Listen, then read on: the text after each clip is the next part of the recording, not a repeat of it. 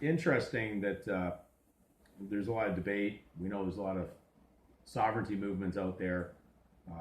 Most of the patriot sovereignty, what's been known as the free men on the land movements, have been under the belief that they could actually control this document somehow. And just remember, you don't print it, you don't own the machine that makes this, you're not the maker.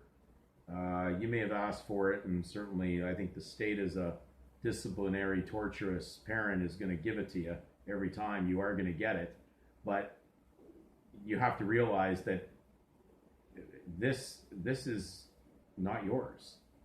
You're just asking for it. If it was yours, you'd already have it.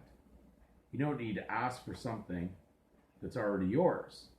That's just a ridiculous concept. Certainly,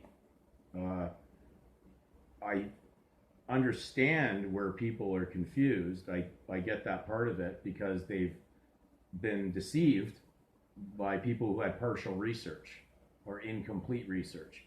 But this document, if you think you're going to take control of this, other than discard it or abandon it, that I understand. But saying you're going to make this thing do what you think you want it to do because you think there's a pot of gold waiting at the end of the rainbow and the government's been making all this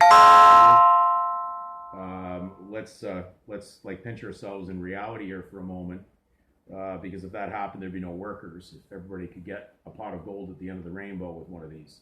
A good act to go to that deals with this certificate, you can go to the Canadian Ownership and Determination Act, and believe it or not, it even explains they have male and female certificates in that act. I don't think that's coincidence, but control, very important word, and something that's controlled is actually owned, because if you can control it, you're basically the master over it. So if you didn't make it and it doesn't come from something you're printing in your basement yourself, it's not yours. So we're going to go to Canadian.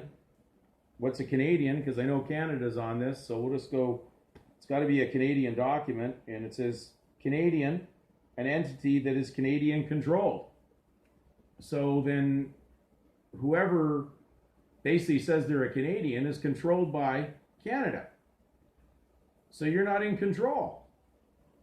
But you could be in a lot of confusion, which enters you into chaos, which is confusion. When you merge truth with fiction to become part of this. So be very, very careful. Take a serious look, take a hammer to it, and hit it really hard with the hammer. And if you go ouch, then I guess you may be that. But I don't think that that's going to be the result. So if you at all think that you're in control of something that you're not in control of, you've deceived yourself.